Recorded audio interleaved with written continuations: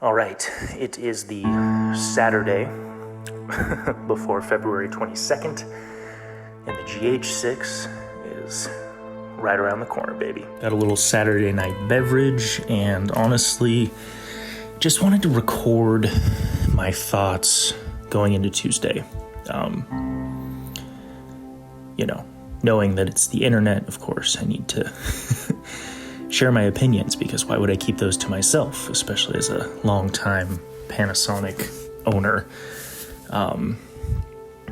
Naturally I should have some thoughts on this.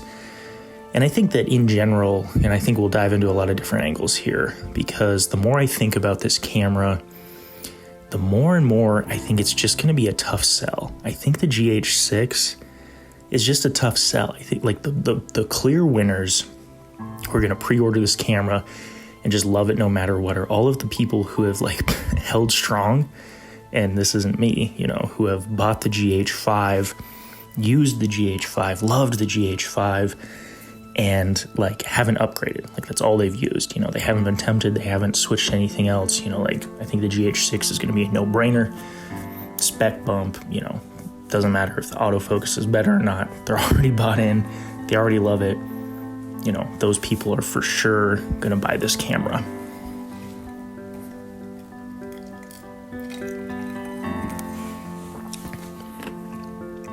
Now, for me, I honestly think that this camera could be interesting. Again, if you're new to the channel, I feel like it's important to say, but I've been buying Panasonic cameras for years. G7, G9, GH5S, S5. I love Panasonic cameras, and even also Micro Four Thirds too. Obviously the S5 isn't, but I even bought the Blackmagic Pocket 4K Micro Four Thirds camera and love that camera. And so I think that, there's definitely an argument to be made at why this camera might interest me. But here's the thing, the more I think about it, I just don't think it makes sense. I don't know what this camera would have to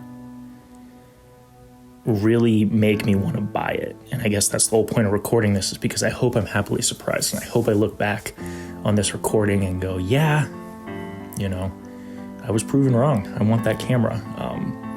And I mean in the logical sense. Obviously there is the complete camera nerd, hobbyist who loves cameras. This is what I spend my money on. I don't want a bigger house. I don't necessarily, I don't upgrade my cars, unless I absolutely feel like it's necessary. When it comes to money, cameras is where I have fun, obviously. And so for me, there's definitely a caveat here where there's a chance that I guess Jake could, I could say, this camera's cool enough and interesting enough, I'm going to buy it because I want to play with it. I could see me doing that. But from a purely logical standpoint, I just don't think that there's anything this camera that could have that would make me want to buy it. Reason being, I've got the S5, I've invested in L-mount lenses, I've got a bunch of lenses that I love, and for most of what I shoot, which is 24 frames and 60 frames per second, the S5 is perfect. It's absolutely perfect, and it's absolutely perfect for photos. It is the perfect 35mm full-frame sensor camera for me that does awesome photos and awesome video. Would 4K 120 be fantastic? Yes, that'd be really cool. I'm sure the GH6 will have it. Again, today, I've seen all the leaked specs. We're pretending that those don't exist, because until we know, we don't know. And I don't know. I know nothing about this camera. Panasonic obviously never tells me anything. So I think, there is an argument to be made, that some of these specs are very intriguing, but not practical. What would I think the question today warrants a drink. I think the real question today is, what would this camera have to get me excited about it? I think to buy this camera, it would have to just have stupidly awesome image quality. Like, we're talking colors are just flooring me. You know, anything that I'm seeing promotional wise on Tuesday is just knocking me out of the park. Dynamic range is just knocking me out of the park. Because, well, you know, the IBIS is going to be awesome. It's Panasonic. And again, 4K 120 is probably going to be there, but am I that excited about it? Sure, it's a cool feature, but, you know, is it really that fantastic? You know, it's not anything I need. You know, 180 frames HD on the S5 is totally good enough for random internet video stuff that I decide to use it with, which is mostly slow motion coffee stuff. And even then, I like 60 frames. So I just, you know, that doesn't entice me. But yeah, if the image quality is out of this world and just knocks me off my feet, that could be a reason where I might go, yeah, you know, it's not a marginal upgrade. I'm interested in this. And I think the reason being is because, again, micro four thirds lens is like that 15 millimeter. I still have that lens for my Pocket 4K is so small, and to have that tiny, ridiculously like awesome lens on a camera with specs and image quality that's like really knocking me out of the park. Yeah, I could see that maybe being what pushes me over the edge. But other than that, you know, everything else I just feel like is more than I need, and therefore I just don't think that it's gonna entice me enough. Like, again, I'm a fan. I'm so excited to see what this camera has. I can't wait to see the launch information. But practically speaking, I don't know. I don't know.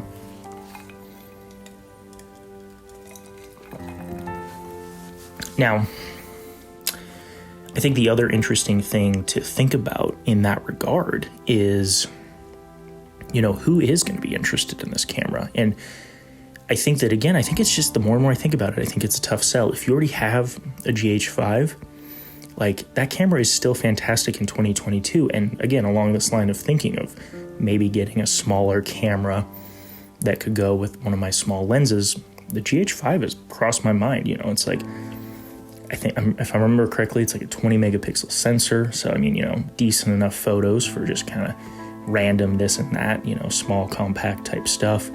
And also killer IBIS, killer video. So it's a camera that even in 2022, I've thought about picking up just for, you know, something even smaller than the S5 that I could just throw on a strap, throw on my shoulder, take it anywhere, enjoy using it. So yeah, if you already have a GH5, like, this camera better be really sweet to entice you to upgrade, because the GH5 is already awesome. In fact, I was watching, I think it's either Harmon or Herman Hoek, who's a backpacker guy. His channel's insane, and he's shooting visuals that are just knocking me off my feet, and he's using a GH5 with micro four thirds lenses. I was watching his stuff, and I was just like, this looks like just as good or better than anything I've seen from Craig Adams recently, who films with an A7S III, which is kind of like the gold standard of quality for like that form factor right now. And this guy's shooting on a GH5 and getting like insane time lapses. Colors are looking sick. I was just like, like, that just shows, you know, like, the GH5 is still awesome, which is why I'm saying, for me and for a lot of people, I think this GH6's image quality has just got to be like stupid. I think it's just got to be stupid good to really warrant an upgrade. And again, people will do it, but logically, I just think it's got to be insane. So yeah, I don't know. I don't know. And again, for people who don't have a camera and are looking to get one, the GH6 needs to have autofocus. We haven't even talked about that yet. It's got to have autofocus. And I'm sure that it won't. I'm sure that it'll have the DFD autofocus, which, sure, it's improved. I use it from time to time with the S5, but again, not really. And, you know, as someone who doesn't really need autofocus, like, I think I'm a weirdo. I don't know. Every time I talk about autofocus in videos and say I don't need it, people are just like, oh, you're going to switch back. You know, you're going to go back to Sony. And it's like, I mean, maybe, but like, I used to use a Sony camera and I used it a lot and I really, really liked it. But just the other features that like the S5 has were way better for my workflow than autofocus, which is weird. I know that people just don't get it, but I feel like I've tried to explain it effectively. But anyway, that's not this video. For new people, it's got to have autofocus because all the competition does. And, again, for me, doesn't really make sense, but for almost everyone else, I get it. I get why people like it. I get why it's a feature that makes sense. I'm not trying to say you're like, oh, you're dumb if you like autofocus. Like, no, I get it. And to be competitive in this space, like, you might as well have it, because you've got everything else going for you. So why even make it be a decision, Panasonic? Put fucking phase detect autofocus in this camera. It's just so stupid. Because yeah, like for me too, if I had it as an option, I'd probably use it more. But again, it's not necessary for me, but other people, live and breathe and die by autofocus debates. And so it's like, Panasonic, just do it. And you actually attract new people, not just us fans who have been here. Fans is a stupid word. People who bought into the ecosystem for a long time, GH5 owners, G7 owners, G9 owners. Which is also interesting because, again, now that I've switched over to the full frame side of the house, it's like, if you're already kind of in the Panasonic ecosystem, that doesn't necessarily mean you're in the ecosystem to buy a GH6. I do still have micro four thirds lenses for my Pocket 4K, but I sold a whole bunch. I only have a few left. And I just don't think it makes sense for me. So, again, I'm so excited, as a long-time awaiter of this camera, who's just, again, loves technology, loves cameras, is very excited to see what this camera has to offer. I felt this exact same way before the A7S III came out. I was just like so stoked to see what Sony did with it, and they knocked it out of the park. And I hope that's what happens Tuesday, tomorrow, whenever I upload this video, because it would be awesome if the GH6 was just everything we hoped and dreamed, had the autofocus, killer features, and then, I might consider picking one up. But rationally, probably not. A lot of use cases that I'm thinking through, I just don't think it makes sense. And again, we'll see what happens. I'm kind of in the market for a small, like, shoulder carry camera.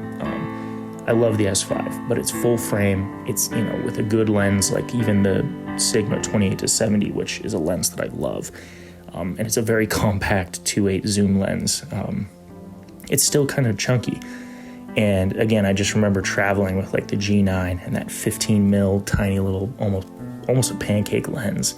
And just the thought again of like being on family trips, going and on road trips, that kind of stuff, and just having a camera that can just be on a strap, throw it over my shoulder, it can flap around, it's not going to hit someone and hurt them, it's not going to hit my side and feel like it's flapping around and being super annoying, like, that's a camera I'm very much interested in, which is why for a long time I've kind of been looking to see if the X100V from Fuji is ever available, because I think that would be a perfect camera for that use case. But also, like, a GH5 is even cheaper, and I've already got the 15mm lens that I love, and that has definitely crossed my mind as well. So again, if the GH6 just like knocks me out of the park, yeah, that might be a reason to kind of grab it. Is it's twofold. It's like, well, it's a new flagship, so that's badass, and then also it's going to be small and compact because it's micro four thirds, tiny little lens on it, awesome shoulder carry camera. So yeah, I don't know, we'll see. Oh, and for me too, the photos have to knock it out of the park. Like, the photos just have to be sweet. They got to be sweet, because I don't know, I'm really into that 35mm full frame look, so it's got to be really good.